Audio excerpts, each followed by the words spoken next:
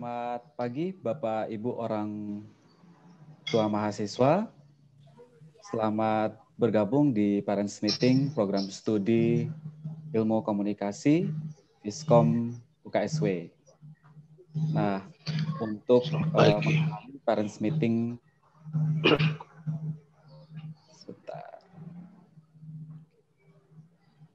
Untuk mengawali Parents Meeting Program Studi Ilmu Komunikasi, saya akan membukanya dengan doa. Mari kita berdoa. Tuhan, terima kasih atas penyertaan-Mu dari pagi hingga saat ini. Kami melanjutkan Parents Meeting untuk tingkat program studi. Tuhan berkati, biarlah kegiatan di pagi ini boleh berjalan dari awal, pertengahan, hingga akhir dengan tuntunan-Mu. Ini doa dan syukur kami Bapa, dalam nama Yesus Kristus kami berdoa. Amin. Baik, saya akan memperkenalkan diri terlebih dahulu Bapak Ibu. Jadi di program studi ilmu komunikasi ada 8 dosen. Di sini sudah ada Mbak Wilsa selaku Kaprodi Ilmu Komunikasi. Mungkin Mbak Wilsa bisa langsung menyapa. Ya, selamat siang untuk Bapak Ibu orang tua mahasiswa atau wali yang sudah hadir di siang hari ini. Terima kasih banyak untuk kehadirannya. Baik, terima kasih Mbak Wilsa. Selanjutnya ada Mbak Dewi. Silakan Mbak Dewi. Terima kasih Kak Randy. Selamat pagi menjelang siang Bapak Ibu. Terima kasih atas kehadirannya. Senang berjumpa dengan Bapak Ibu semua di saat ini. Oke. Selanjutnya ada Mbak Esther Krisnawati. Silakan Mbak Esther. Selamat pagi Bapak Ibu, terima kasih untuk kehadirannya dalam kegiatan Parents Meeting. Perkenalkan saya Esther yang akan mengajar di Prodi Ilmu Komunikasi. Oke. Selanjutnya ada Terima kasih Kak Randy. Terima kasih Mbak Esther. Selanjutnya ada Mbak Tiwi, silakan. Halo, selamat siang semuanya Bapak Ibu. Saya Pratiwi Christine, saya salah satu dosen pengajar di Ilkom. Oke, terima kasih Selamat Mbak datang Tiwi. semuanya. Baik. Selanjutnya terima kasih. Apakah sudah bergabung Mas Eto?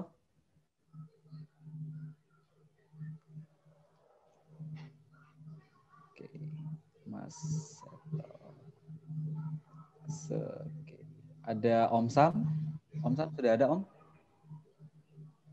Oke. Selamat pagi Bapak Ibu, selamat bergabung di Ilkom. Perkenalkan nama saya Sampurno.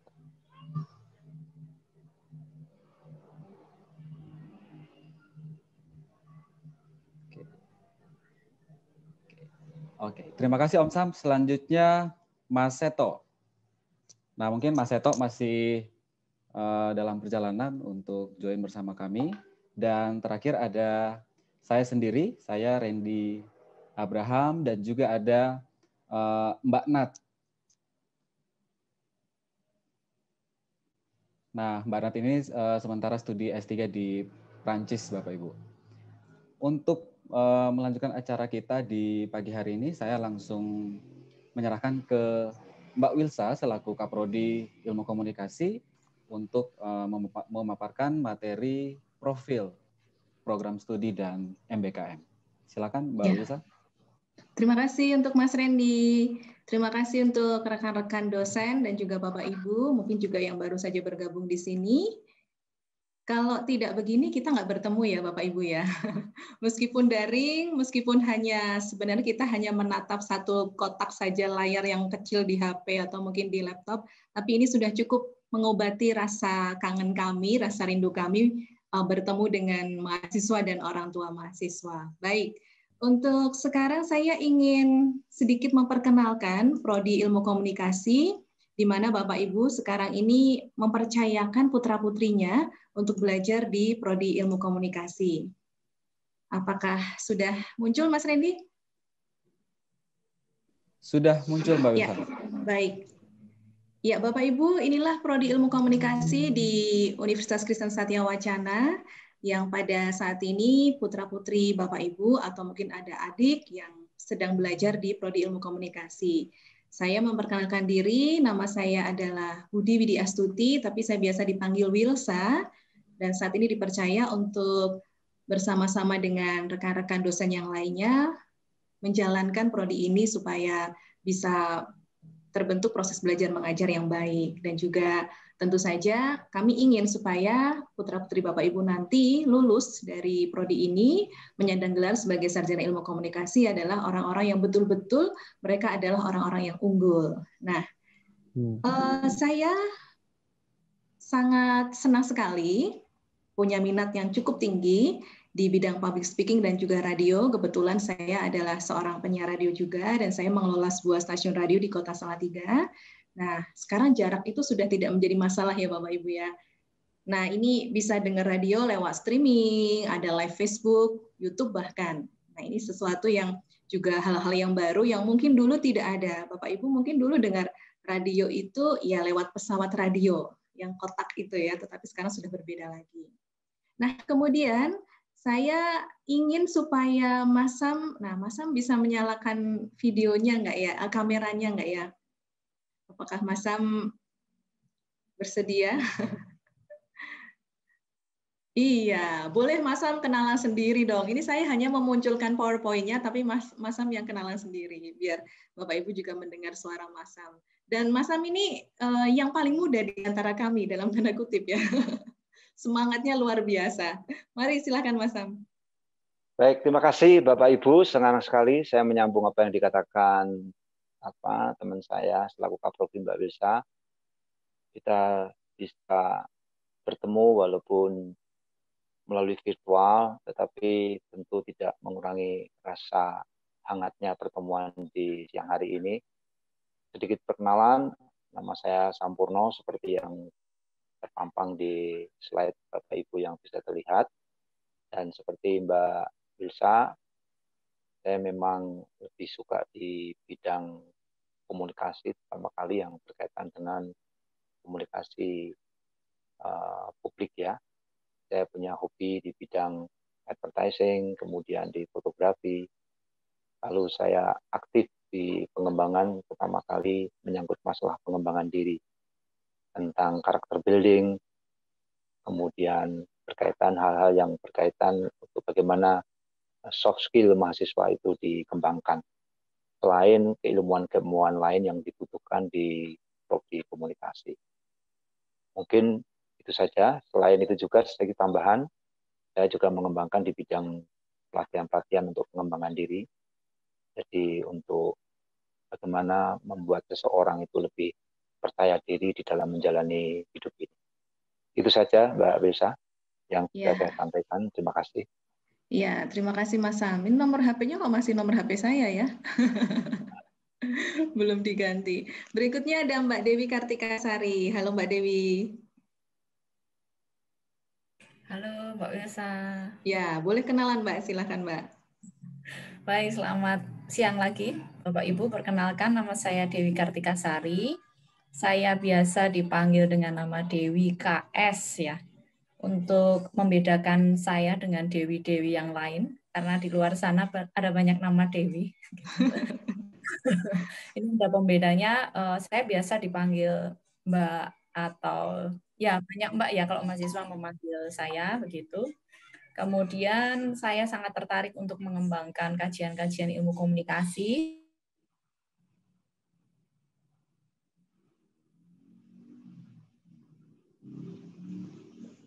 Cek, Mbak Dewi. Mas Randy bisa dengar? Mbak, di unmute. Itu termute, di unmute. Oh iya, tidak sengaja. Ya Mbak, silahkan lanjut Mbak. Sudah? Ya. Ya.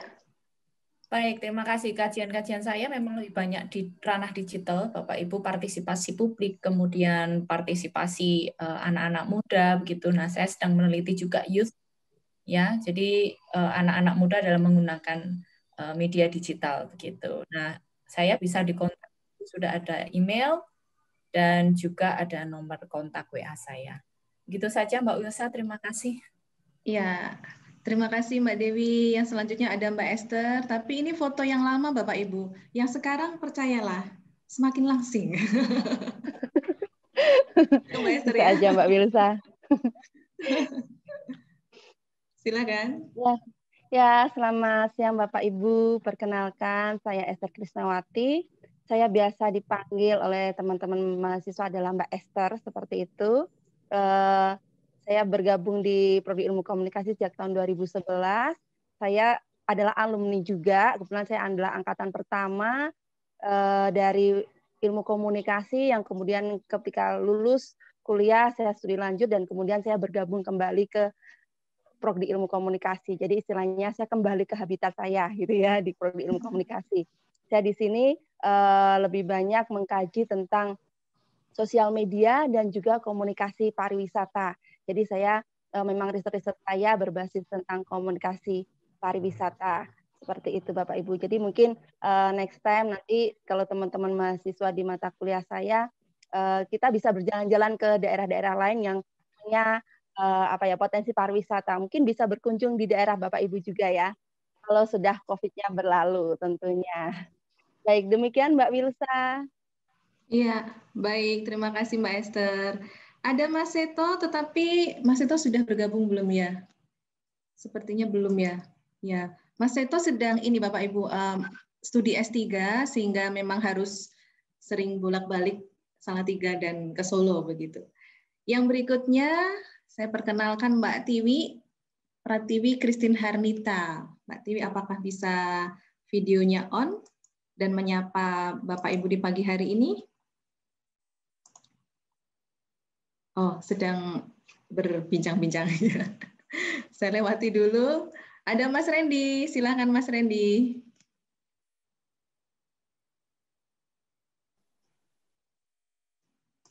Silakan Mas Randy, masih di mute. Ya Mbak. Terima kasih Mbak Wilsa. Bapak Ibu, saya Randy Abraham. S1 saya dari Universitas Nusa Cendana Kupang, Nusa Tenggara Timur. Saya melanjutkan studi S2 di Mikom Undip Semarang. Dan kemudian sekarang mengabdikan diri di Prodi Ilmu Komunikasi, Viskom UKSW. Penelitian yang pernah saya lakukan tentang komunikasi politik, komunikasi antar pribadi, dan sekarang saya sedang diarahkan untuk bersama-sama dengan Mbak Esther tadi untuk mengkaji tentang komunikasi pariwisata. Dan kami juga akan berencana untuk melakukan beberapa penelitian dan bekerja sama dengan mahasiswa-mahasiswa yang ada di mata kuliah komunikasi pariwisata. Kemudian sekarang karena saya dari luar, Bapak Ibu, saya sedikit tertarik akan melakukan penelitian tentang kajian perkawinan campur antar etnis. Seperti itu. Terima kasih Mbak Wilsa untuk perkenalannya. Iya, ini kayaknya penelitian sembari ini ya, sambil menyelam minum air. Saya curiga nih kenapa Mas Randy pindah ke Jawa nih. Pengen mempraktekkan perkawinan campur mungkin. Bercanda, boleh Mas. Iya, yang selanjutnya ada Mbak Si Natalia Sukni, tetapi mohon maaf beliau belum bisa bergabung karena saat ini sedang studi S3 di Perancis. Kita doakan semoga lancar dan Mbak Natalia bisa segera bergabung bersama kami. Ini nomor-nomor yang bisa Bapak Ibu hubungi jika ingin menghubungi kami. Mohon maaf ya untuk Mas Randy tadi belum sempat saya selesaikan datanya di situ. Nanti bisa kami kirimkan lewat putra-putri Bapak Ibu. Nah, Bapak Ibu, saya ingin memperkenalkan terlebih dahulu untuk visi dan misi Prodi Ilmu Komunikasi. Kalau Bapak Ibu sering mendengar istilah Indonesia Mini begitu ya. UKSW ini terkenal dengan Indonesia Mini. Boleh saya mengetahui pada saat ini Bapak Ibu yang dari Kalimantan Barat. Nah, ini saya menyapa karena kebetulan ada namanya di situ, Kalbar Tony J. Bapak Tony, apakah aktif di situ, Pak? Iya, Ibu. Iya. Mbak Wilsa, selamat pagi menjelang siang. Pagi menjelang siang. Kabarnya sehat ya, Pak, di sana ya? Puji Tuhan, ini kali kedua kita bertemu.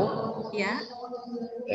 Pertama waktu sebelum anak-anak masuk ke pengenalan lingkungan kampus ya. Betul. Terima kasih Pak Tony. Ya. Terima kasih Mbak Wilsa. Mungkin tidak semuanya saya sapa nih Bapak Ibu yang sudah bergabung di sini. Yang paling jauh dari mana ya? Ini Indonesia kan apa namanya beragam pulau juga di sini. Dari Pulau Sulawesi adakah Bapak Ibu? Boleh menyapa yang dari Sulawesi? Ada dari Sulawesi atau Sumatera? Dari Sumatera? Apakah ada dari Sumatera? Tidak ada? Dari Pulau Kalimantan sudah, Sulawesi sudah, Sumatera, Papua. Nah, daratan Papua ini. Apakah ada Bapak Ibu dari sana? Tidak ada. Halo Mbak Wilsa. Oh iya, Bapak Iswanto ya? Ya. Ya, Bapak dari mana Pak? Dari Papua Jayapura, tapi sementara lagi di Salatiga. Oh begitu. Masih mengurus, ya. Oh iya, baik. Terima kasih Pak Iswanto, semoga sehat-sehat selalu. Dan juga untuk Bapak Ibu yang lainnya, yang mungkin tidak saya sapa terlebih dahulu, karena saya ingin menyelesaikan materi ini dulu Bapak Ibu ya. Nah ini untuk visi misi prodi kami, tentu kami ingin menjadi pusat keunggulan dalam pengembangan ilmu komunikasi yang menjunjung tinggi kebenaran dan iman Kristiani seperti yang tadi sudah disampaikan oleh Bapak Dekan. Kemudian misi kami adalah visi itu tertuang dalam kegiatan Tridharma perguruan tinggi, yaitu pengajaran, kemudian yang kedua penelitian, dan yang ketiga adalah pengabdian kepada masyarakat. Disinilah nanti kami sebagai dosen sudah mulai aktif untuk mengajak putra-putri Bapak Ibu nanti untuk ikut penelitiannya dosen, pengabdian bersama dengan dosen. Karena apa? Seperti tadi juga yang sudah disampaikan oleh Pak Dekan, bahwa ini eranya Merdeka Belajar, Kampus Merdeka, sehingga harus ada integrasi antara dosen dan juga mahasiswa. Profil lulusan kami adalah diharapkan nanti putra-putri Bapak Ibu itu lulus dari Prodi Ilmu Komunikasi akan menjadi kreator di bidang media, kreator. Creative minority. Nah, ini jangan diasumsikan sebagai minoritas dalam hal jumlah, tetapi minoritas dalam hal mungkin kita di lingkungan tertentu dianggap minoritas dalam hal apapun, bukan jumlah ya Bapak Ibu, tetapi kita bisa menjadi orang yang kreatif. Justru yang dianggap mungkin tidak ada apa-apanya atau hanya ya begitu saja, tetapi bisa muncul orang-orang yang sangat hebat di situ. Karena kami memiliki 3 peminatan, maka kreator itu pasti di bidang 3 hal tersebut, yaitu misalnya broadcasting, di sana ada program radio dan televisi, meskipun sekarang tidak hanya sebatas itu, karena media online pun sekarang sedang marak sekali. Kemudian di bidang periklanan ada creative director, dan juga di bidang jurnalistik, di sana ada pemimpin redaksi. Tidak terpaku terhadap 3 hal ini saja, Bapak Ibu, karena kalau bicara soal profesi mungkin namanya akan berbeda-beda, tetapi yang terpenting adalah inti dari bidang komunikasi, kompetensi komunikasi itu yang nantinya akan dimiliki oleh putra-putri Bapak Ibu setelah lulus dari sini. Kami memiliki beberapa kegiatan unggulan, Bapak Ibu, yang ini dari tahun ke tahun kalau kami lihat, mahasiswa meskipun rasanya kalau pas berat begitu ya, wah ini kok tugasnya berat ya, tetapi mereka enjoy, dan kami melihat bahwa dari hasil evaluasi kami memang beberapa kegiatan ini justru yang ditunggu-tunggu oleh mahasiswa dan juga menurut kami kelihatan hasilnya begitu. Yang pertama adalah public speaking. Nanti putra-putri Bapak Ibu di semester antara atau semester ketiga, karena di UKSW menerapkan 3 semester, di semester ketiga nanti akan ada mata kuliah public speaking. Nah, di sini putra-putri Bapak Ibu akan diajar tentang mengenal diri sendiri terlebih dahulu, mengembangkan diri sendiri terlebih dahulu, sebelum ia nanti keluar menjadi seorang public speaker. Di sini juga jangan diartikan sebagai, wah kalau public speaker berarti nanti dia jadi motivator, dia menjadi MC, menjadi presenter. Tidak, karena public speaking itu adalah keterampilan. Sehingga siapapun, profesi apapun, ketika memiliki keterampilan ini, maka diharapkan semuanya boleh berjalan lancar ya, komunikasinya, hal-hal yang dilakukan. Nah, ini nanti di kegiatan public speaking ini, Bapak Ibu, biasanya kami mengajak mahasiswa keluar untuk mereka mempraktekkan diri, tetapi memang di masa COVID-19 ini pandemi, seperti semester yang lalu, kami tidak keluar, tetapi public speaking-nya dilaksanakan secara daring. Jadi ada digital public speaking. Malah ini sesuatu yang ada bonus tambahannya. Kenapa? Karena mahasiswa belajar untuk berbicara, tidak untuk melihat layar yang di depan ini, tetapi saya melihat kamera. Nah, begitu kurang lebihnya. Jadi banyak hal yang dipelajari, hal yang baru terkait dengan public speaking. Kami mengundang biasanya kakak angkatan atau alumni yang mereka memang sudah sukses dan public speaking-nya bagus, sehingga bisa menjadi contoh untuk adik-adik angkatan. Ini contohnya adalah ada Gideon yang sempat juga menjadi duta wisata untuk Kabupaten Semarang. Yang berikutnya adalah mata kuliah produksi. Bapak Ibu, di komunikasi itu tidak hanya belajar soal konsep atau teori saja yang sifatnya teori terus tidak, tetapi ada praktek. Sehingga kami menyebutnya media studies dan juga media production. Belajar tentang sesuatu konsep itu penting sekali, karena apa? Inilah yang akan menjaga idealisme mahasiswa ketika mereka akan menuangkan ide-idenya ke dalam praktek itu tadi. Dan hal studies ini juga di mana mahasiswa itu belajar tentang etika. Bagaimana sih saya menciptakan sebuah program itu yang tentu saja bermanfaat, yang memenuhi unsur etika, regulasi, dan sebagainya. Kemudian juga mata kuliah produksi tergantung dari nanti peminatan masing-masing. Ada di bidang penyiaran, periklanan, dan jurnalistik. Nah, Bapak Ibu, di mata kuliah produksi ini nanti akan ada uang SKS yang merupakan uang praktek. Misalnya untuk mata kuliah produksi berita televisi.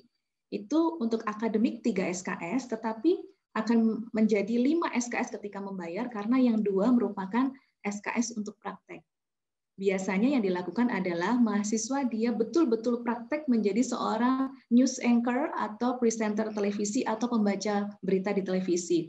Jadi mereka mulai belajar tentang make up-nya, grooming semuanya, sampai ke rambut seperti apa, lalu mereka belajar berbicara di depan kamera, sampai mereka juga sebelumnya mereka juga belajar mencari berita, kemudian menjadi seorang presenter seperti apa. Jadi uang SKS ini betul-betul digunakan untuk praktek mahasiswa. Nah, kalau semasa pandemi seperti ini, misalnya semester depan, putra-putri Bapak Ibu itu akan mengambil mata kuliah produksi misalnya. Tapi karena ada pandemi, ya biasanya akan menjadi kombinasi antara daring dan luring. Kemudian yang ketiga, kami memiliki mata kuliah manajemen pertunjukan. Nah, di sini roh entrepreneurship ini sangat kental sekali Bapak Ibu. Sebenarnya tidak hanya di sini karena sebelumnya juga mahasiswa mengambil mata kuliah seperti asas manajemen. Di sana mereka belajar bagaimana sih mengelola yang baik, bagaimana menerapkan fungsi-fungsi manajemen yang baik. Nah, mata kuliah ini khusus untuk manajemen pertunjukan diampu oleh Mas Sam Purno, yang sudah sangat terbukti dari tahun ke tahun itu mahasiswa menghasilkan kegiatan atau event-event yang luar biasa. Nah, biasanya memang akan ada banyak yang merasa berat. Karena apa? Karena di sini mahasiswa membuat konsep acara, kemudian mereka menyusun anggarannya, bahkan sampai ada yang puluhan, ratusan juga juta untuk anggaran kegiatan mereka, dan mereka itu mencari sendiri. Nah, ini bukannya kita mau bikin susah mahasiswa, tidak, tetapi justru dari situ mahasiswa belajar untuk bagaimana menerapkan manajemen dan fungsinya di dalam kegiatan kelompok ini, Bapak Ibu. Jadi jangan khawatir, seandainya memang itu mungkin cukup memberatkan, pasti bisa dicari solusi bersama. Tetapi yang pasti biasanya nih mahasiswa setelah manajemen pertunjukan itu seperti mentalnya sudah semakin terbentuk, mereka sudah menjadi mahasiswa yang semakin tahan banting begitu. Jadi saya rasa ini sesuatu yang positif bagi mahasiswa. Yang berikutnya adalah kunjungan media. Biasanya memang mahasiswa akan memilih tahun ini kami akan kemana. Jadi setiap angkatan itu hanya 1 kali kunjungan media yang bersama-sama. Kalau di mata kuliah memang ada, tetapi itu sifatnya tugas mata kuliah. Nah, kunjungan media ini biasanya pilihannya ya ada ke Surabaya, Bali, Bandung, Jakarta, begitu Bapak Ibu. Syukur-syukur mungkin nanti ada yang mau ke luar negeri untuk belajar bersama. Dan di sini memang penganggaran atau pembiayaannya itu adalah murni dari mahasiswa. Pihak kampus kami hanya menganggarkan untuk biaya yang mungkin tidak terlalu banyak, yang sifatnya juga mungkin kalau dibilang subsidi tidak juga, karena memang biasanya mahasiswa ini akan menabung sejak dari bulan pertama di tahun ajaran yang baru ketika kunjungan media ini akan dilakukan. Saya rasa ini hal yang sangat luar biasa karena mereka bisa belajar langsung, melihat langsung. Memang sih sekarang kalau mau melihat dari televisi, dari internet itu bisa, tetapi kalau datang langsung itu lebih mengena biasanya. Ini contoh-contohnya Bapak Ibu, ketika mereka mengunjungi Trax FM di Jakarta, kemudian nonton Mata Najwa. Ini edisi ketika Pak Anies mencari jodoh ya untuk wakil Gubernur DKI Jakarta. Itu suasananya syuting itu sangat dialami oleh mahasiswa langsung, bagaimana tegangnya, bagaimana harus mengatur flow-nya dan sebagainya. Kuliah tamu, ini yang kelima, kami mengundang banyak sekali praktisi berdasarkan mata kuliah yang diambil, yang ternyata Bapak Ibu yang sudah kami lakukan sejak bahkan komunikasi berdiri tahun 2004 ya Mas Sam ya, ini memang sudah banyak praktisi yang mengajar. Jadi kalau Mas Nadiem Makarim meminta supaya saat ini praktisi itu ayo masuk ke dunia kampus mengajar, wah di kami itu sudah sejak lama begitu. Sehingga sekarang yang kami lakukan adalah penyesuaian atau pengakuan terhadap apa yang sudah diterapkan atau dicanangkan oleh Mas Menteri tersebut. Dan ini sangat menjawab sekali kebutuhan-kebutuhan seperti link and match begitu Bapak Ibu. Nanti saya akan menjelaskan lebih lanjut tentang Merdeka Belajar. Ini beberapa tamu yang hadir.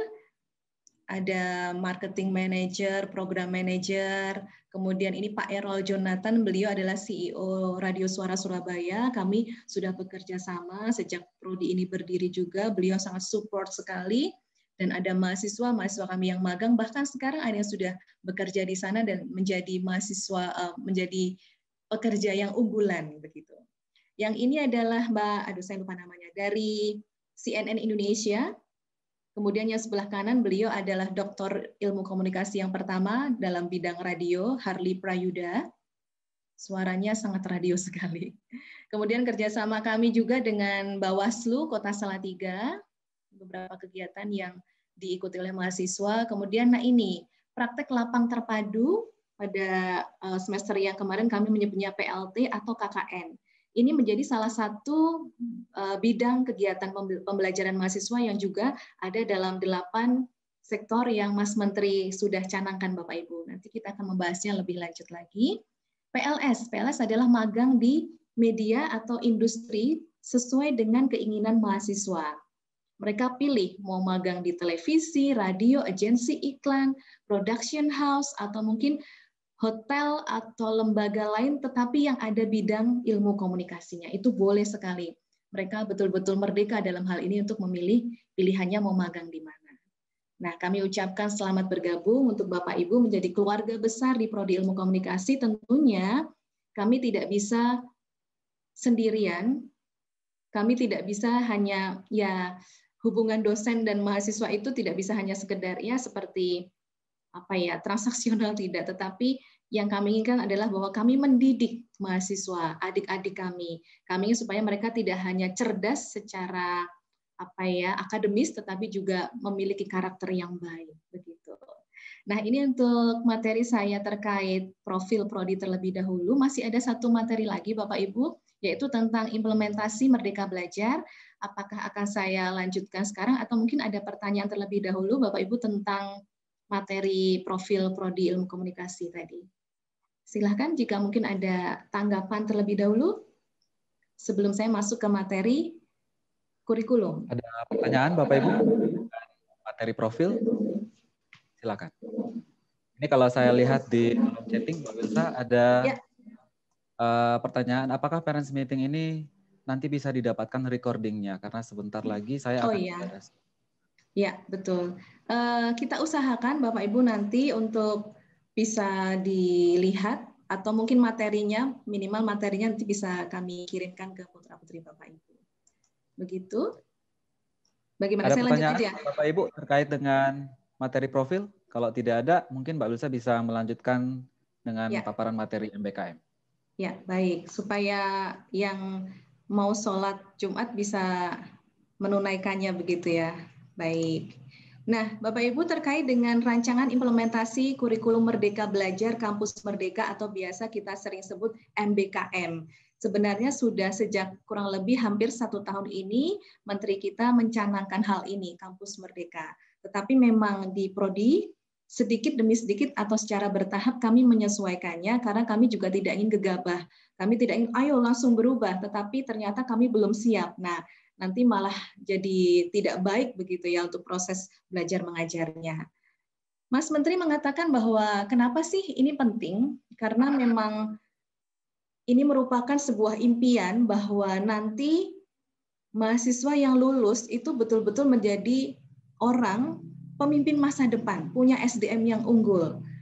Ini kaitannya adalah dengan sekarang yang sedang dituntut di dunia luar sana adalah tentang ada era industri 4.0 dan society 5.0. Ini tidak bisa ditawar lagi Bapak Ibu bahwa anak-anak, adik-adik kita ini sekarang memang harus menuju ke sana. Sehingga mereka akan nanti belajar secara merdeka. Merdeka secara apa ya? Secara berpikir, begitu ya. Pilihan-pilihannya juga begitu. Nah, landasan hukumnya cukup banyak, tetapi konsentrasi kita di nomor 5, 6, dan 7 itu tentang standar nasional pendidikan tinggi, kemudian akreditasi program studi, dan juga tentang pendirian, perubahan, pembubaran PTN, dan seterusnya, pencabutan izin PTS. Ini adalah yang terbaru. Ini dia, Merdeka Belajar, Kampus Merdeka. Merdeka belajar itu ada di sisi mahasiswa, bagaimana mereka memiliki kemerdekaan untuk berpikir, untuk belajar. Kemerdekaan mereka untuk menentukan pilihannya, meskipun mereka sudah menentukan pilihan di Prodi Ilmu Komunikasi, tetapi berikutnya mereka mau fokus kemana? Peminatannya ada 3. Di dalam peminatan itu sendiri pun nanti akan terbagi lagi menjadi beberapa fokus, Bapak Ibu. Nah, di sini kami ingin supaya mahasiswa itu mulai mengembangkan dirinya, potensi diri. Kalau biasanya anak-anak itu disuapin begitu ya, tetapi sekarang mereka coba untuk menentukan pilihannya asal masih dalam koridor yang betul atau yang benar, yang sesuai dengan Prodi Ilmu Komunikasi. Oleh karena itu harapannya mungkin mulai sekarang Bapak Ibu mendorong putra-putrinya untuk menentukan kira-kira nanti ke depan itu mau belajar apa, menjadi apa, supaya fokus belajarnya juga ada begitu. Kemudian di sisi Kampus Merdeka, para dosen ini kami juga nggak bisa leha-leha, nggak bisa santai ya, karena ya mahasiswa kan mau memilih, terserah, tidak. Tetapi ini justru tugas kami yang berat, yaitu kami harus memfasilitasi kemerdekaan berpikir mahasiswa itu. Tentu saja kami harus memberikan pilihan-pilihan yang nantinya bisa dipilih oleh mahasiswa. Ini untuk menjawab bahwa sekarang dunia kerja itu mereka menuntut mahasiswa itu punya kompetensi. Mereka adalah orang yang tangguh, yang adaptif, dan mereka tidak alergi dengan yang namanya tuntutan dan tantangan, Bapak Ibu. Sekarang banyak, kami kemarin sempat melakukan FGD, itu memang ada mahasiswa yang ketika harus terjun magang, di rumah mungkin biasa dimanja begitu, tetapi ketika magang, ketika dia harus berpikir kreatif, inovatif, nggak ada yang mendikte. Nah ini tantangannya. Yang tidak kuat mental itu akhirnya ya mau tidak mau mungkin magangnya harus mendapat nilai yang mungkin jelek atau hal-hal lain yang mungkin tidak dia inginkan begitu. Nah kami ingin supaya mahasiswa ini memang betul-betul menjadi SDM yang unggul. Oke, untuk MBKM ini maka dibutuhkan link and match antara perguruan tinggi dan industri. Itu sebabnya Bapak Ibu kami sekarang ini sedang ada dalam tahap kami mengundang para stakeholder untuk memberikan masukan supaya apa yang dipelajari oleh mahasiswa di perguruan tinggi itu betul-betul nanti menjawab yang dibutuhkan oleh industri. Jangan sampai ketika lulus itu hanya menjadi sarjana yang nganggur. Nah, kami tidak inginkan itu. Baik, tujuannya jelas. Dari sisi mahasiswa, maka mahasiswa akan lebih mudah mendapat pekerjaan karena kompetensinya sudah unggul, sudah menjadi SDM yang unggul. Dari sisi dosennya, dosen menjadi lebih mengerti apa kebutuhan mahasiswa. Kemudian kebutuhan itulah yang dituangkan ke dalam sebuah kurikulum yang bisa mengasah keterampilan mahasiswa, kemudian mengajar mereka untuk berkolaborasi dan juga memecahkan masalah. Ini tujuannya Bapak Ibu, jadi mungkin nanti akan ada kegiatan-kegiatan yang mungkin dipikir loh, ini kegiatan kuliah atau bukan ya? Nah, ini Bapak Ibu misalnya di kolom yang biru kanan bawah itu, memang sekarang yang namanya sertifikat kompetensi itu tidak bisa ditawar-tawar lagi. Siapapun yang berkompeten dan tersertifikasi biasanya nilainya akan menjadi lebih unggul dibandingkan orang lain. Contohnya lulusan-lulusan. Contohnya paling gampang pemandu wisata.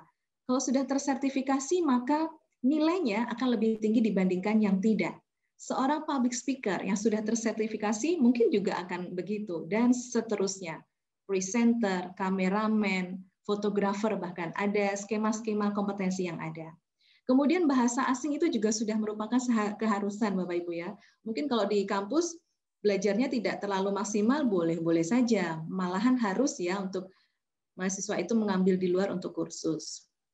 Nah, ini dia. MBKM itu bentuknya kayak apa sih sebenarnya?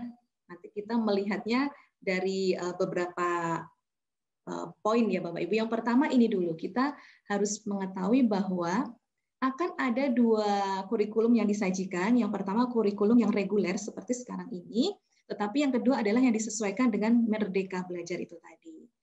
Nanti mahasiswa belajar 5 semester di kampus, selebihnya adalah di luar prodi atau di luar fakultas atau universitas. Bisa melalui magang dan sebagainya. Nanti di slide berikutnya akan ada Bapak Ibu.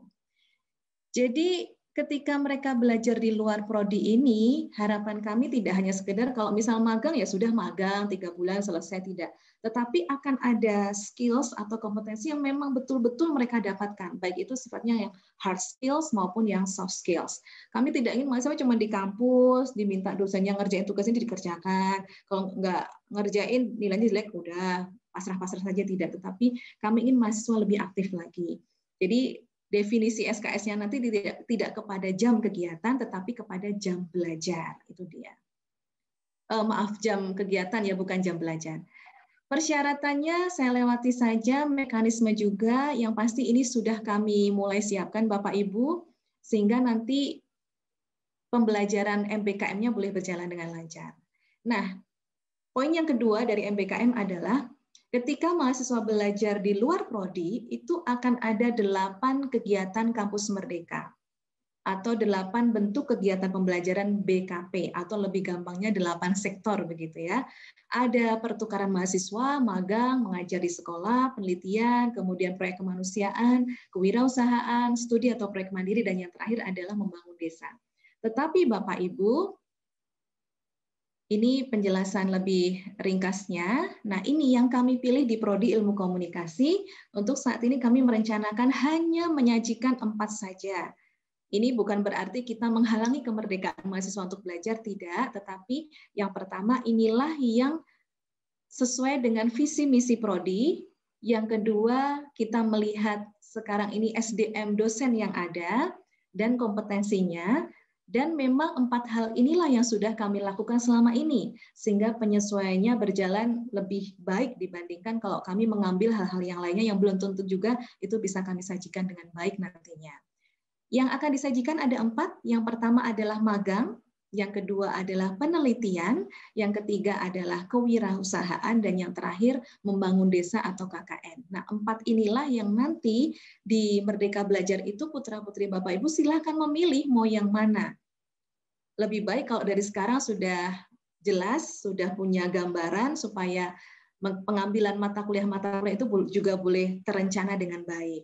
Mau magang serius di sana atau saya tidak mau, kalau magang saya maunya mungkin KKN saja, kalau mungkin punya jiwa sosial yang tinggi tidak masalah juga.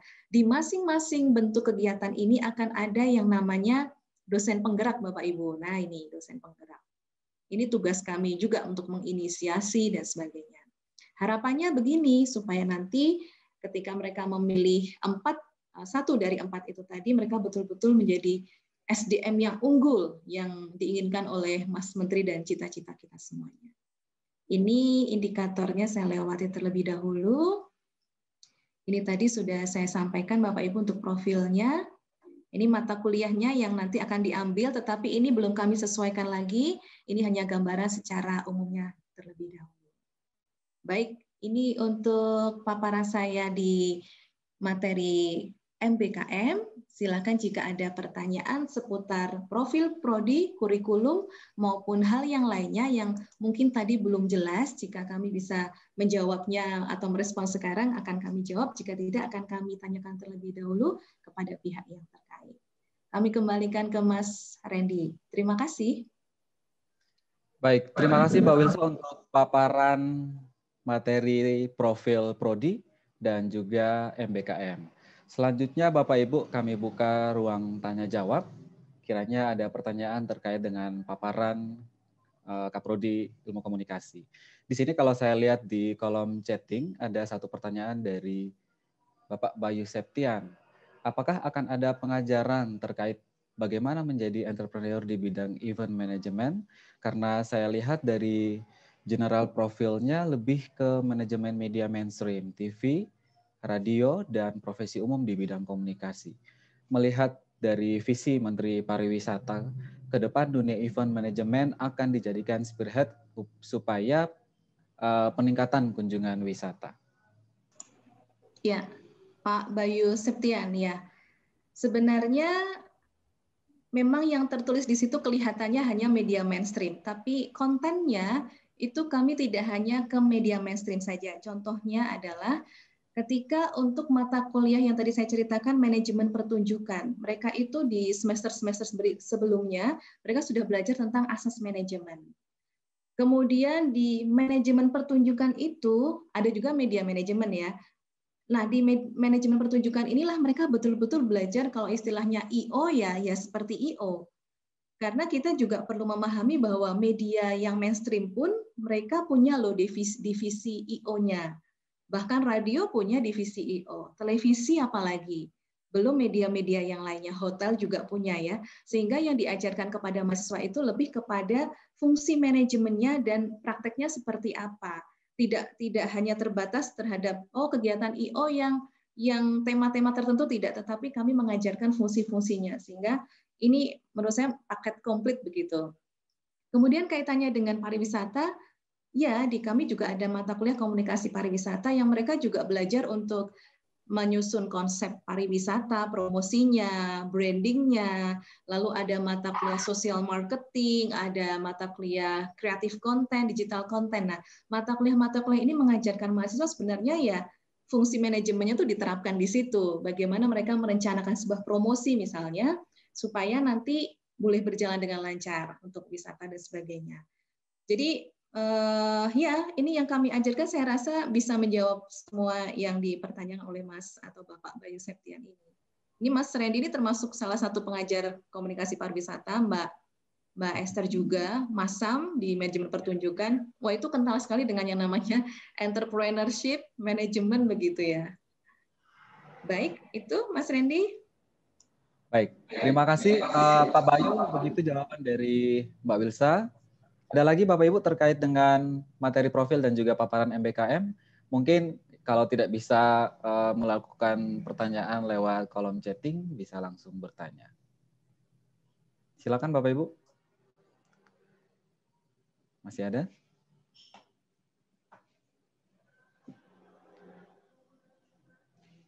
Ada Ibu Pinkan. Ada Ibu Anis, Pak Iswanto, Ibu Deni. Apakah materi dapat di-share melalui email? Pertanyaan dari Pak Tony, Kalimantan Barat. Ya, bisa ya, nanti akan dibagikan ya. Siap. Bisa ya Pak Tony, nanti akan dikirimkan. Terima kasih Pak Randy, terima kasih Mbak Wilsa. Saya juga meminta agar ketika ada setiap informasi dari fakultas itu bisa disampaikan kepada kita melalui email. Karena kan kalau blast email bisa ke banyak orang sehingga mudah sekali bagi kita untuk segera mengetahui informasi apa saja. Dan kita cepat bisa bantu anak-anak gitu, karena kalau saya lihat anak-anak tugasnya kan banyak nih. Kebetulan mereka pada online di rumah, daring, virtual learning begitu, kadang keterbatasan, tidak bisa kemana-mana, hanya di rumah belajar sampai malam-malam gitu kan. Jadi kita orang tua sih pengennya backup dengan hal-hal kalau ada informasi sehingga dimudahkan. Itu aja sih Pak Randy dan Mbak Wilsa.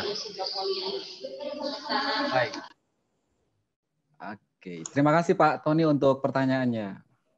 Iya, sebenarnya kalau informasi segala informasi itu sudah pasti blast emailnya ke mahasiswa. Kalau mahasiswa itu sudah pasti, Pak. Jadi mohon diminta nanti putra-putrinya sering-sering membuka email. Kalau bisa tiap hari dibuka karena di situ banyak sekali informasi-informasi. Tetapi kalau yang untuk ke orang tua mahasiswa memang sepertinya belum ada khusus kita kirim ya, kecuali ada masalah tertentu baru kita menghubungi begitu.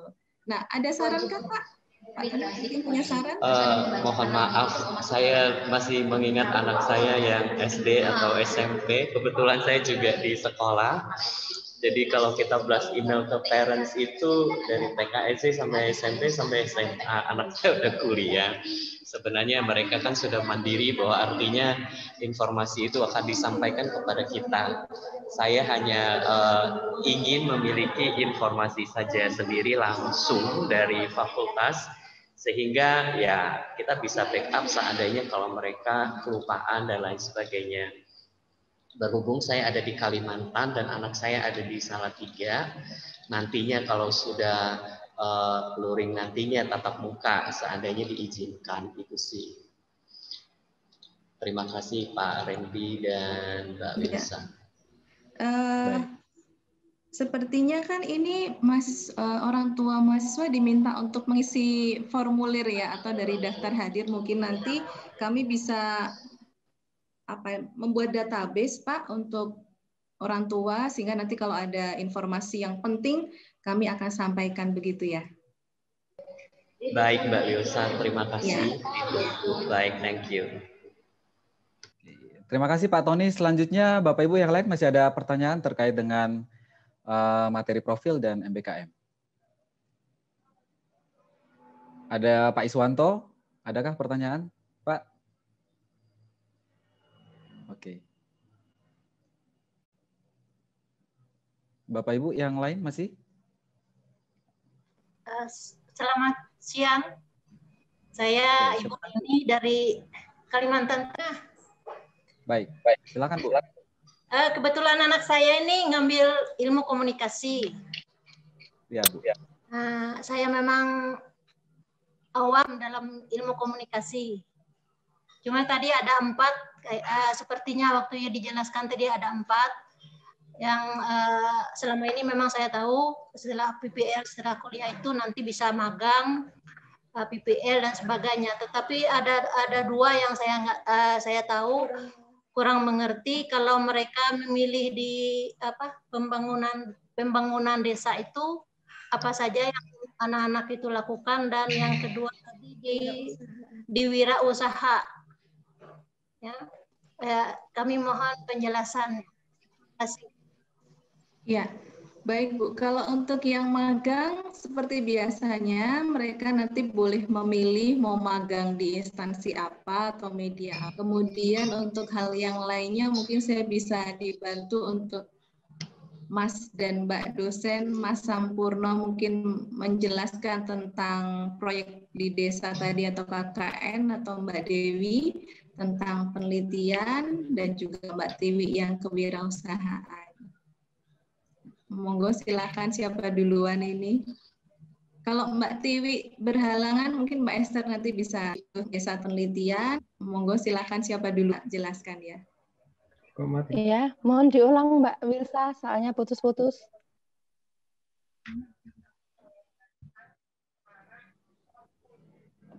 Mic-nya Mbak.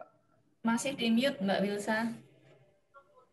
Ya, ada 4 sektor tadi Mbak Esther. Mungkin bisa dibantu untuk dijelaskan Mbak Esther di kewirausahaan ya. Siapa duluan yang menjelaskan, silakan. Saya aja nampaknya Mbak Tiwi sedang ada kegiatan. Nah, Bapak Ibu, jadi tentang kewirausahaan tadi itu berkaitan dengan maaf.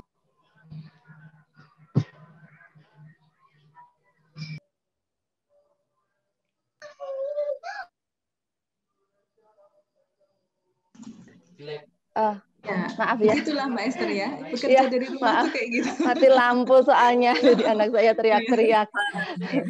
Baik, saya mengulangi lagi ya untuk yang kewirausahaan. Jadi memang ini sektor yang akan meng-create tentang bagaimana mahasiswa bisa diarahkan ke dalam dunia kewirausahaan yang tetap nanti berkaitan dengan ilmu komunikasi. Jadi misalnya kemarin kami mencoba meng-create misalnya dari mata kuliah asas-asas manajemen, karena memang sebelumnya di mata kuliah asas-asas manajemen ini outputnya selalu berkaitan dengan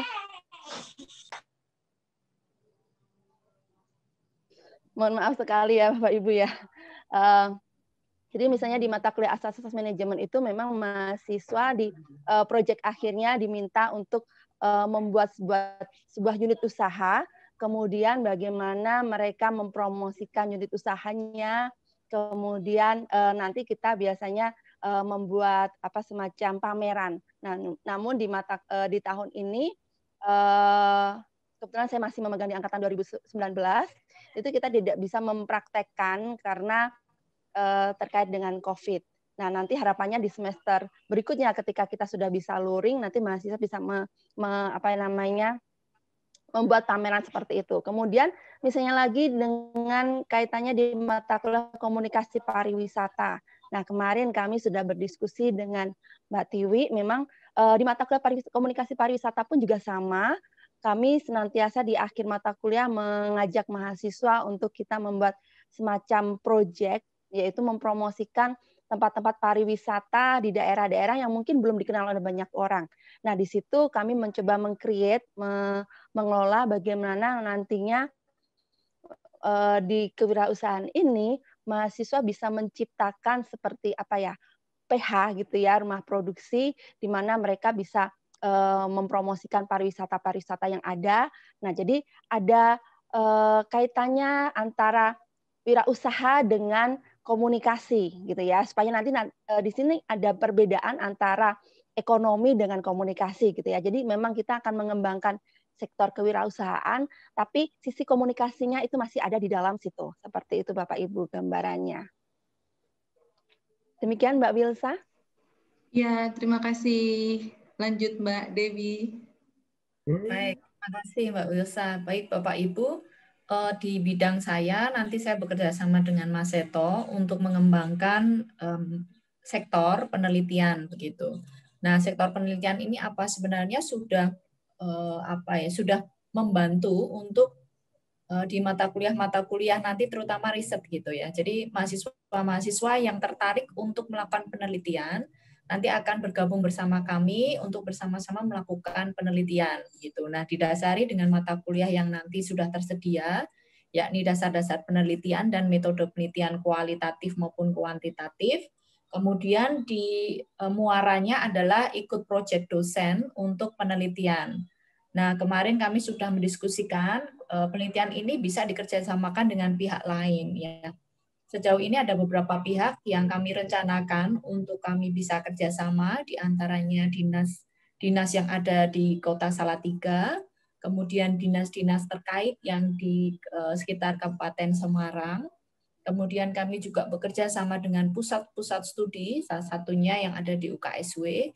Nah, nanti mahasiswa akan bersama-sama dengan teman-teman yang lain yang tertarik untuk penelitian untuk bergabung bersama-sama mengadakan satu riset penelitian bersama.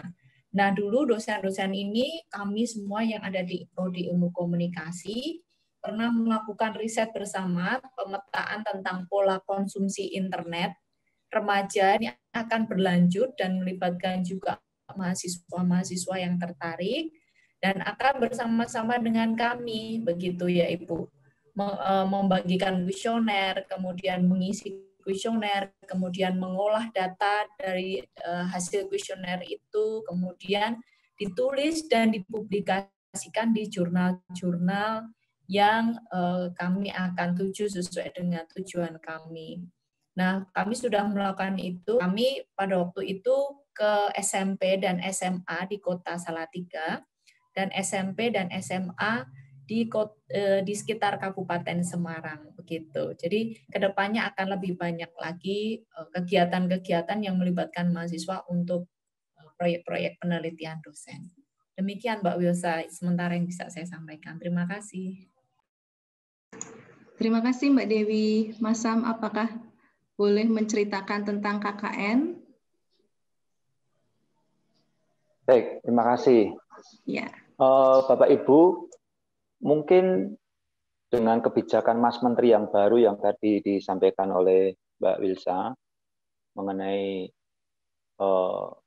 beberapa kurikulum tambahan, ya ada 8 apa istilahnya sektor. Memang ada nama yang di situ cukup membuat kita, apalagi sebagai orang tua, itu cukup menjadi perhatian, yaitu istilahnya adalah membangun desa. Karena di dalam kurikulum Kampus Merdeka, Merdeka Belajar itu memang 8 sektor itu akan diselenggarakan oleh perguruan tinggi dimanapun di wilayah Indonesia, itu sebagai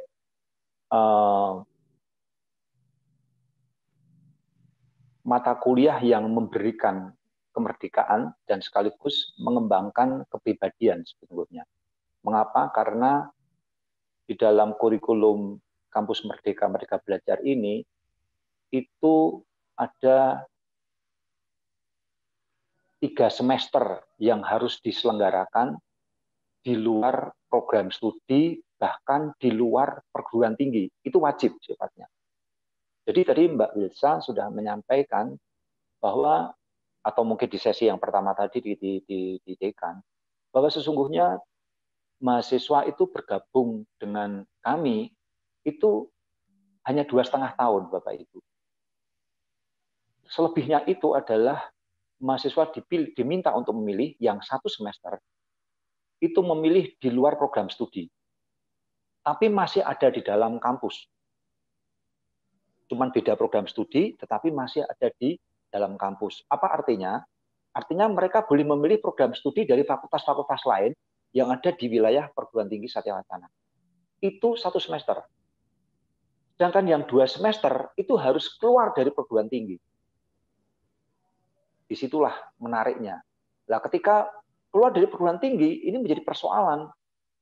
Mahasiswa sendiri mungkin belum punya pengalaman, terus bagaimana mencari tempat untuk belajar di perguruan tinggi. Itulah tugas dan fungsi dari lembaga menyediakan, membantu. Nah, oleh karena itu, mahasiswa yang memilih secara merdeka, lembaga yang membantu menyiapkan. Nah, 2 semester yang diambil di luar kampus itu, di tempat kami, di Fiskom, khususnya di Ilkom, itu kenal dengan magang 1 dan magang 2. Magang 1 dan magang 2 itulah yang mereka keluar dari kampus. Nah, magang 1 itu yang sekarang ini dikenal dengan KKN. Magang 1. Di dalam kurikulum Kampus Merdeka, di situ disebutkan salah satunya tidak KKN, tetapi membangun desa. Nah, inilah yang membuat persepsi kita, waduh, ngapain ini membangun desa? Sebetulnya intinya adalah membangun desa di sini tidak hanya seperti KKN yang kita pahami di era 5-10 tahun yang lalu. Mahasiswa dituntut untuk membangun jembatan, membangun balai desa, bukan itu. Tetapi membangun desa lebih diarahkan kepada membangun sumber daya manusianya. Disitulah menariknya program ini. Karena mahasiswa belajar dengan cara menyelesaikan problem-problem yang ada di masyarakat. Masyarakat tentunya punya masalah, punya persoalan. Disitulah program membangun desa, di situ dibutuhkan kehadiran mahasiswa. Oleh karena itu, program ini dilakukan tidak hanya monodisiplin, tapi yang sedang dikembangkan oleh Ilkom, itu mahasiswa melakukan secara berkelompok dan antar program studi. Artinya, program ini nanti tidak mandiri, mahasiswa akan berkelompok. Dan ini sudah dilangsungkan oleh Ilkom. Ilkom setidak-tidaknya sudah 4 tahun ini melakukan, yaitu di wilayah Sragen. Ya, Sragen itu adalah kabupaten di sebelah timur dari kota Solo. Ya. Kemudian setelah 1 kali di kota Salatiga, dan yang terakhir yang sedang berjalan ini itu dengan beberapa lembaga yang ada di Kota Salatiga dan di wilayah Kabupaten Semarang, sekitar Salatiga. Nah, mengapa ini perlu dilakukan? Mengapa Ilkom memilih ini? Karena ini mata kuliah yang menyenangkan, karena di sini mahasiswa bisa belajar menghargai orang lain, bisa menghargai keilmuan lain, karena pelaksanaan membangun desa itu secara berkelompok. Jadi membangun desa ini bukan berarti kita akan membantu desa secara fisik, tidak. Kita lebih kepada orang-orangnya. Hanya saja karena ini masa pandemi, maka Ilkom mempertimbangkan itu. Kami tidak lagi langsung ke masyarakat, tetapi ke lembaganya. Misalkan kalau ke desa, mungkin kita hanya sampai kepada kantor desanya saja. Kita membantu SDM-SDM yang ada di pemerintah. Supaya apa? Ini tidak kontak secara massal. Dan juga bagi yang beragama Kristen, kami menitipkan ke lembaga-lembaga. Desa dalam ini konteksnya adalah gereja. Ya itulah ini sedang berlangsung dan baru saja berakhir kurang lebih 1 minggu yang lalu selama 2 bulan. Nah inilah yang disebut dengan konteks membangun desa dan belajar merdeka. Karena mahasiswa akan langsung belajar melalui problem solving, melalui problem-problem yang ada di masyarakat, dan ini dibimbing oleh seorang dosen dan dibimbing oleh seorang pendamping dari lembaga di mana kita melakukan hal itu. Oleh karena itu, di sini kepribadian mahasiswa, belajar teamwork, belajar berkomunikasi, kemudian pengembangan diri, itu dikembangkan melalui kegiatan ini. Nah, dari mana sumber dana? Sumber dana tidak perlu dikhawatirkan karena ada bantuan stimulan dari Satya Wacana, yaitu diambilkan dari SKS. Nah, ini yang sedang dikembangkan oleh Ilkom, bahkan ini akan dikembangkan oleh universitas karena program ini akan diangkat menjadi program universitas dan tempatnya dikembangkan. Rencana kami punya 5 wilayah, yaitu Jawa, di sekitar di Jawa, kemudian di Kalimantan, kemudian di Papua, kemudian di NTT, dan satunya nanti di daratan Sumba, khususnya di Sumba Tengah. Nah ini, lagi, tapi program ini di tingkat universitas menjadi opsional, sedangkan untuk program yang ada di Ilkom itu menjadi wajib. Tetapi tidak harus keluar Jawa, kalau misalkan mahasiswa memilih yang ada di sekitar Jawa Tengah, juga kita memberikan alternatif-alternatif. Tapi prinsip pengembangan ini, mata kuliah ini adalah ingin mengembangkan diri, agar supaya mahasiswa bisa langsung bagaimana mendeteksi dini persoalan-persoalan di masyarakat, bagaimana menyelesaikannya, lalu bagaimana memanfaatkan keilmuan dari interdisipliner. Satu kelompok rata-rata itu sekitar 5 sampai 15, tergantung lembaga yang menjadi mitra dari Ilkom. Itu sedikit informasi mengenai apa yang menjadi pertanyaan, bagaimana konsep membangun desa atau KKN yang sedang dikembangkan oleh Ilkom. Sementara itu yang bisa saya sampaikan. Terima kasih untuk Bapak Ibu yang sudah menanyakan. Saya kembalikan ke Mas Randy. Baik, terima kasih Om Sam untuk penjelasan. Selanjutnya Mbak Wilsa tadi sudah ya? Oke. Ya, sudah. Ya, saya kembali ke kolom chatting Bapak Ibu. Di sini ada Bapak Riga. Shalom, saya mau tanya tentang masalah output dari Viskom untuk lapangan kerja. Iya, baik. Bapak Riga. Oh, ini Bapaknya Riga ya? Kan Riga sepertinya nama mahasiswa ya? Iya, baik. Bapaknya Riga. Secara skill, kami berharap bahwa yang sudah kami berikan selama perkuliahan, jadi kalau kuliah itu memang kami tidak mengisi secara akademis saja, maksudnya dia pintar dalam kuliah-kuliah atau mata kuliah tertentu, IP-nya 4 dan sebagainya, itu memang kita harapkan semuanya bahwa IPK minimal 3 itu bisa tercapai, karena apa? Biasanya dunia kerja itu membutuhkan untuk syarat administrasi bekerja itu minimal IP 3. Walaupun ada juga yang tidak seperti itu, tapi minimal syarat itu sudah dipenuhi. Sehingga harapannya memang nilai-nilainya bagus, tugas dikerjakan dengan baik. Tetapi yang jauh lebih penting juga menurut kami adalah yang sifatnya itu mungkin tidak seperti menjadi orang yang kreatif, menjadi orang yang percaya diri, menjadi orang yang proaktif, kemudian yang tidak pernah segan-segan untuk atau malu-malu untuk terus belajar begitu, mau belajar terus-menerus dan sebagainya. Nah, sifat-sifat inilah yang juga kami ingin pupuk dalam diri mahasiswa supaya nanti ketika lulus mereka mau mencari pekerjaan itu mudah. Karena Bapak Ibu, ini yang juga sering dilakukan oleh UKSW adalah ada yang namanya Mas Randy, yang job mencari pekerjaan itu job apa itu? Job apa sih? Job fair. Iya. Ini kelamaan work from home ini jadi lupa.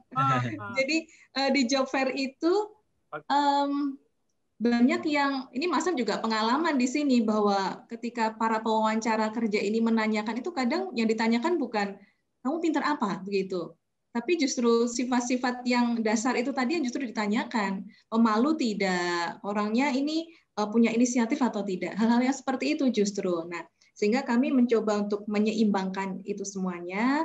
Mereka nanti betul-betul lulus dengan profil seperti yang kita inginkan. Kemudian terkait dengan peluang-peluang pekerjaan misal, ada banyak alumni kami yang sudah terserap di dunia kerja, baik itu yang media maupun non-media. Misalnya di televisi, ada beberapa di perusahaan-perusahaan televisi yang ternama di Indonesia, seperti misalnya nanti jam 2 siang ini nanti kami akan menyelenggarakan pembekalan magang, itu bagi mahasiswa angkatan 2017 yang nanti di bulan Januari mereka akan magang. Nah, pembekalan magang ini dilakukan di semester sebelumnya supaya mahasiswa bersiap diri begitu. Nah, nanti menghadirkan Mbak Kristi namanya, alumni Ilmu Komunikasi angkatan 2005. Beliau sekarang sudah menduduki jabatan sebagai produser di RCTI yang program-programnya itu saya nggak hafal juga namanya ya, yang semacam olahraga itu Mas Randy, Ninja Warrior atau apalah begitu ya. Kemudian banyak program-program yang sudah dia hasilkan sebagai bentuk ide yang luar biasa dari Mbak Kristi. Besok juga kami menghadirkan narasumber lainnya, yaitu alumni.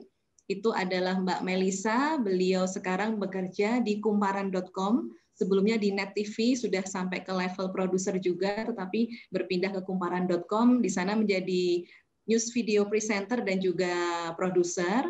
Dan ada Alfani juga yang di Radio Suara Surabaya. Jadi memang alumni-alumni kami yang betul-betul kami lihat ini berpotensi, kami panggil mereka kembali untuk memberikan semacam nasihat, dorongan kepada adik-adik angkatan supaya mereka itu harus apa. Karena begini Bapak Ibu, yang kami lihat bahwa alumni-alumni ini berhasil itu dari semasa kuliah itu ada yang memang sudah kelihatan. Bahkan sejak tahun pertama seperti putra-putri Bapak Ibu sekarang itu sudah kelihatan. Kelihatan rajin, kelihatan aktif. Mungkin kalau secara akademis tidak terlalu bagus, ada juga yang seperti itu. Tapi sifat-sifat dasarnya itu sudah oke lah, udah bagus begitu. Dan ini mendukung, menurut saya sangat mendukung sekali. Sampai kepada lulus, magang juga tenanan itu ya serius begitu. Akhirnya ya diterima bekerja di tempat ia magang. Nah, jadi peluang-peluang itu bisa melalui alumni. Biasanya begini, saya mau magang di TVA, ada nggak ya Mbak alumni di sana? Oh ada. Bisa saja dihubungkan, lalu sharing harus apa kalau magang, lebih baik kamu seperti apa dan sebagainya, diarahkan. Jadi kakak-kakak angkatan ini menjadi semacam mentor untuk adik-adik angkatannya. Syukur-syukur nanti magang bagus. Nah biasanya yang sering kali terjadi adalah magangnya sudah bagus, itu sudah dicup, apa istilahnya tuh, dimintain nanti kalau lulus kamu ke sini aja ya. Itu Bapak Ibu. Jadi kami bisa melalui job fair tadi, kemudian jaringan alumni, dan juga jaringan mitra kerjasama kami yang lainnya. Karena sebenarnya sekarang ini terbuka, yang tidak kami pikirkan sebelumnya bahkan, oh ternyata bisa ya bekerja di sana dengan bidang komunikasi yang tepat juga. Kira-kira begitu orang tua atau ayahnya Riga. Begitu Mas Randy? Terima kasih Mbak Wilsa untuk penjelasannya. Begitu Bapak Mungkin dari kalau Gereja. yang lain boleh mau menambahkan boleh loh Mas Randy. Bapak Ibu dosen yang lain jika ingin menambahkan boleh. Ya. Oh, saya Aris, Bu. Oh iya. Oh, Bapak Arif. Iya. Begini, Bu, yang saya maksud sudah disampaikan dengan jelas tuntas bahwa alumni itu mempunyai pegang peranan untuk membuat output yang bagus branded ya. Saya jelek-jelek begini juga lulusan Tata Cana tahun 88 dari Fakultas Keguruan. Waktu itu Tata Cana branded. Jadi begitu langsung di Petra langsung jadi pegawai tetap saya. Jadi punya nilai jual. Harapan saya sekarang saya lihat UKSW ini kayaknya brandingnya turun. Apalagi Viskom ini bagi saya ini baru awal ya. Jadi saya minta mumpung masih baru, mari kita kerjasama lah untuk membuat suatu jaringan atau net sehingga nanti alumni-alumni kita itu punya branded. Nah, di satu pihak saya katakan inputnya bagus, Bapak dan Ibu semua dosen itu bagus, hasilnya pasti bagus. Kayak orang jual makanan, rasanya enak, tapi marketingnya nggak ada, kemudian nggak ada bapak pemakainya dia nggak laku lah. Harapan saya di alumni kita kerja sama orang tua dan kampus juga dosen untuk membuat suatu ya nanti marketingnya lah. Jadi alumni itu saya harap yang nanti dari RCTI itu juga nanti bisa share dengan ibu-ibu karena saya yakin namanya dosen komunikasi itu pasti komunikasinya wow keren lah, jaringannya jelas, pasti nggak ada yang miskomunikasi kecuali ibu-ibu dosen namanya miskomunikasi. Kalau bapak kan mister komunikasi ya, harapannya nggak ada. Nah itu saya hanya merasa seperti itu. Kebetulan saya hari ini kan WH ya. Dengan WH akhirnya pas nih kalau ada parent meeting saya akan mau share lah dengan branded yang mungkin Pak Nil juga mungkin bisa memahami. Saya pikir branded dari Satana sekarang udah mulai agak naik ya karena 5 tahun ke belakang nggak dilihat kamu lulusan mana, saya Tacana itu kayaknya nggak branded. Kalau dulu zaman saya begitu lulusan elektro Inggris cap kerjanya cepat gitu loh. Nah, ini sekarang kita sama-sama membangun. Saya juga alumni jadi saya sama membuat ground ya untuk membuat satu daftar yang bagus agar Satana ini brandednya lebih baik. Saya minta alumni termasuk saya juga nanti akan memberikan sumbangsih ya. Apapun jadinya ya Satana harus tetap jadi pionir untuk pendidikan di Indonesia khususnya untuk pendidikan yang berlatar belakang Kristiani. Terima kasih, semoga Tuhan berkatin, kita sehat semua. Amin, iya, terima kasih. Bapak ngomong-ngomong tadi bekerja di mana, Pak? Saya di Garuda, Bu. Oh, nah ini cocok sekali, Pak. Nah, saya dulu memang pengajar, jadi di Petra 2 tahun, setahun di Semarang, kemudian karena namanya orang Jawa, Bu ya, saya terus jadi pegawai negeri. Masuklah di Garuda, jadi pegawai negeri, BUMN, nah akhirnya sampai sekarang nih. Tapi faktor-faktor pendidikan masih saya pegang terus dan saya masih istilahnya masih memantau ya perkembangan Satana. Jadi kalau ada hal yang kurang baik dari Satana, saya juga kadang-kadang merasa tersinggung gitu. Jadi saya harus bagaimana? Karena saya juga bagian dari hidup saya. Saya seperti ini juga karena Satya Wacana. Makanya saya ingin sama-sama monggo bareng kita sengkuyung semoga brand Satana ini semakin membaik. Buat Mak Nil nanti saya support terus ya. Bagaimana juga maju terus jadi gerbang ilmiah kita. Itu. Terima kasih, Bu. Iya, memang yang pertama brand itu memang penting, Pak, karena beberapa brand dan kaitannya dengan alumni ya, karena memang beberapa alumni juga bercerita seperti itu. Dari mana UKSW? Itu sudah 1 poin dulu. Kemudian ketika dari UKSW, lalu biasanya kakak alumni yang memang hubungannya sangat erat sekali dengan adik-adik angkatan atau dalam hal ini prodi, juga akan mendapatkan banyak informasi tentang siapa saja sih yang alumni, mahasiswa yang bagus-bagus. Mbak, ini yang bagus magang di tempat kita, Mbak, ini ada peluang dan sebagainya. Jadi memang brand dan alumni ini sangat penting sekali memang. Tapi ya walaupun brandnya cukup menurun sekarang untuk fakultas-fakultas tertentu, kita harapannya melalui alumni bisa ditingkatkan ya. Mungkin dari Mas Sam atau dosen yang lain boleh memberikan tanggapan, silahkan.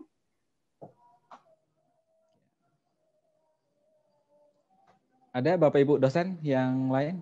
Oh ya, Om Sam? Oh, terima kasih ya. Ini salah satu alumni kita sudah bersuara.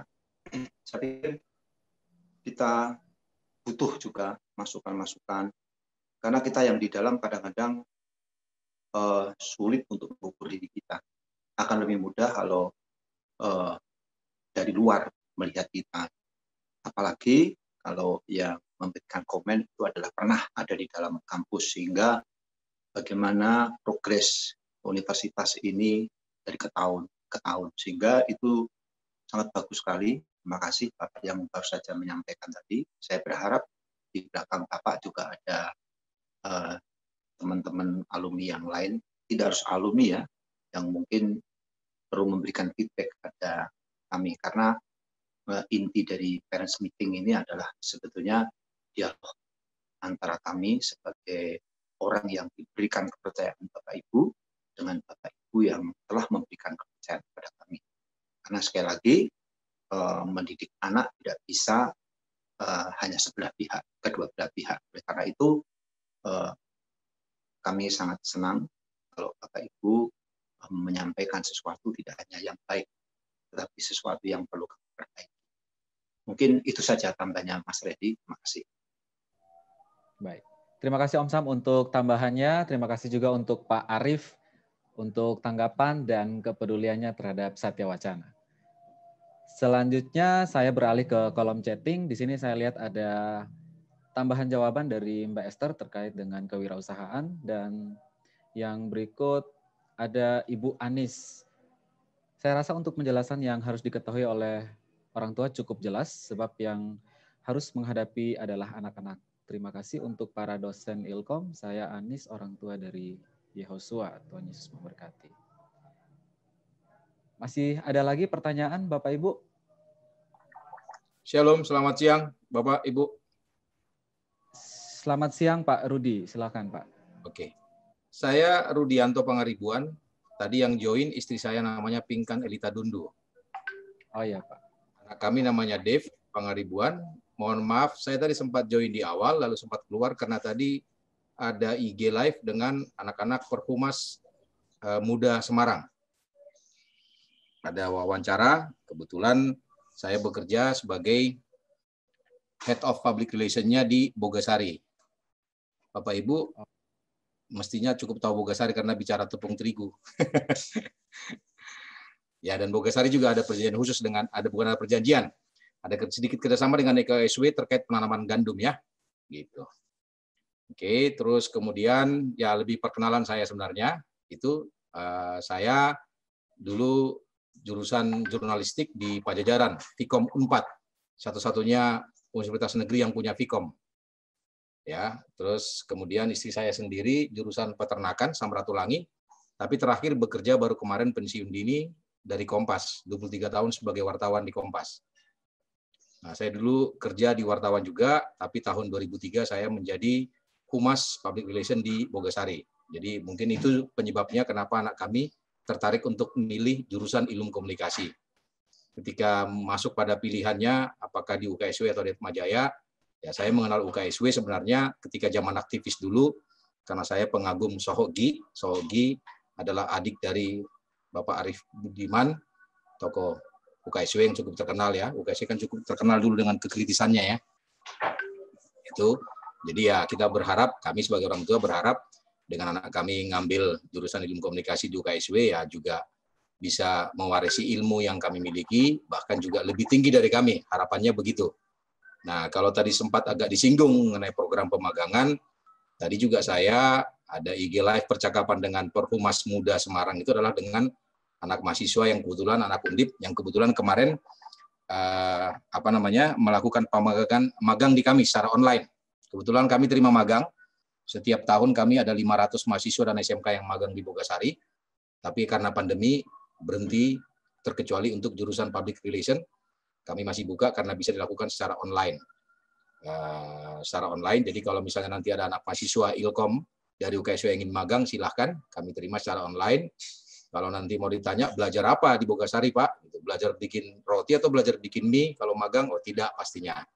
Tapi nanti anak-anak magang Humas, ilmu komunikasi katakanlah begitu, kalau mau magang di tempat kami nanti bisa belajar mengenai pengelolaan media sosial. Kami tugas saya mengelola media sosial. Kami punya penerbitan majalah untuk internal, penulisan.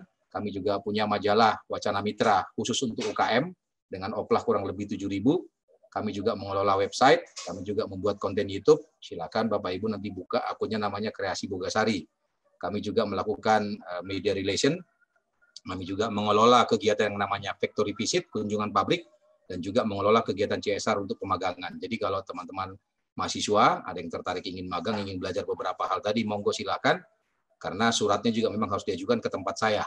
Jadi semua mahasiswa magang, ya UKSW termasuk yang dulu pernah ada belajar belajar tentang teknologi pangan segala macam, suratnya memang pasti melalui tempat kami. Jadi kami ini bersyukur menjadi tempat pembelajaran anak-anak mahasiswa khususnya yang ingin belajar tentang perganduman ya, penggilingan tepung terigu, gandum. Makanya saya bilang tadi kami punya kerjasama dengan UKSW dalam hal panen gandum di Desa Salaran, Salatiga, yang panen sekali atau 2 kali setahun gitu ya.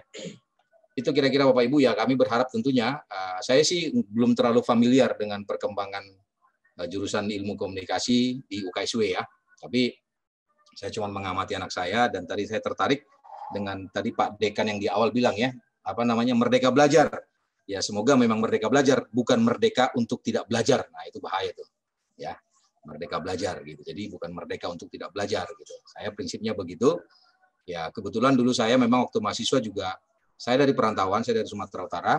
Saya meyakini ketika kita aktif di kampus itu akan membantu untuk penambahan ilmu. Karena saya bersyukur juga saya waktu di kampus saya aktif di Pers Kampus, istri saya juga aktif di Pers Kampus. Ya, itu sebagai satu tempat untuk pembelajaran menulis, belajar melayout, desain, menulis bahkan di situ ya.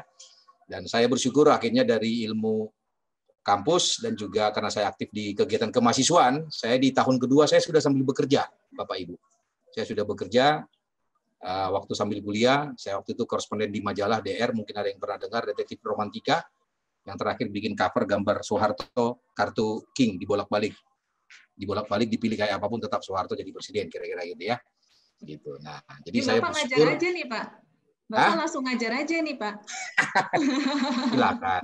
Saya sih tidak apa-apa, Ibu. Saya senang saja berbagi ilmu dengan teman-teman. Makanya tadi anak mahasiswa itu juga yang magang kemarin ada 4 orang. 2 dari UKI, 1 dari UWC, 1 dari Undip. Kemarin saya cuma kaget sebenarnya ada bias di mereka. Mereka jurusan humas. Saya bilang, paling gampang pertanyaan saya, apakah kalian tahu cara membuat berita? Oh, kita tidak diajarin, Pak. Kenapa? Loh, kami kan humas. Saya mau tanya, Anda sebagai humas tugasnya apa? Saya bilang begitu kan. Tugasnya apa? Ya mengkomunikasikan kegiatan perusahaan. KPI-nya apa? Ya bagaimana produk komunikasi tersebut dilakukan oleh media, Pak. Nah, bagaimana Anda mau menciptakan satu produk komunikasi, KPI tercapai kalau Anda tidak tahu bikin berita? Saya langsung balikin aja. Kan begitu.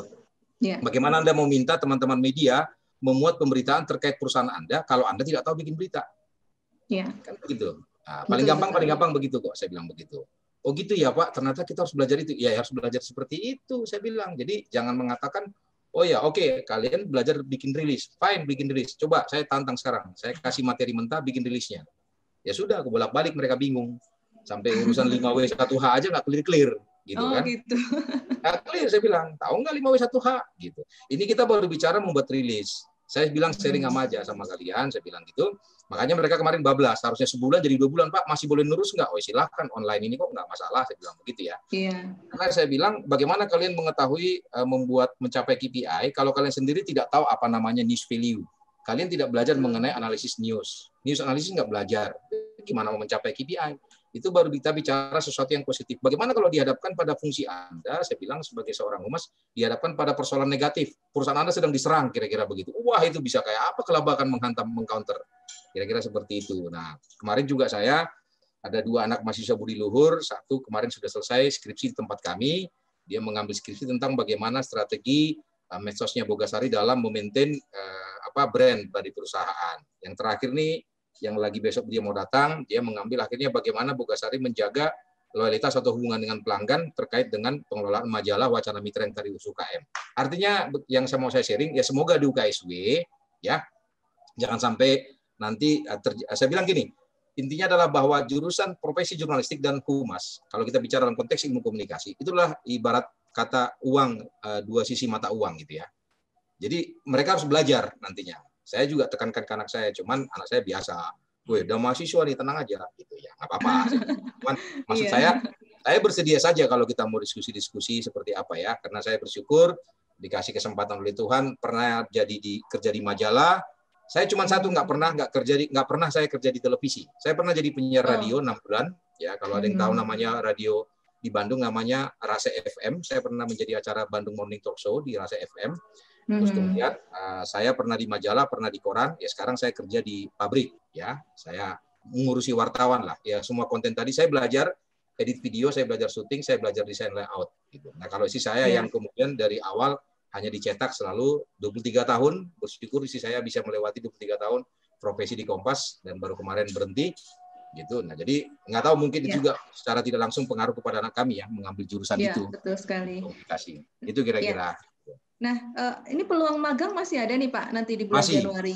Masih. Online WFH atau onsite? Sesuai dengan aturan pemerintah kami masih tetap melakukan online, Ibu. Oh, begitu. Ya. Boleh nanti. Kalau saya memang kebetulan hari ini WFH, mestinya saya Rabu.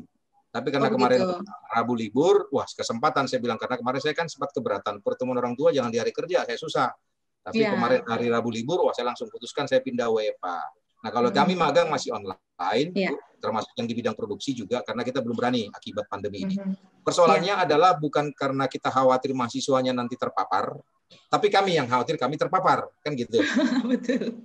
Dan yang menjadi catatan penting adalah Bogasari itu adalah objek vital nasional, jadi tidak boleh berhenti produksi.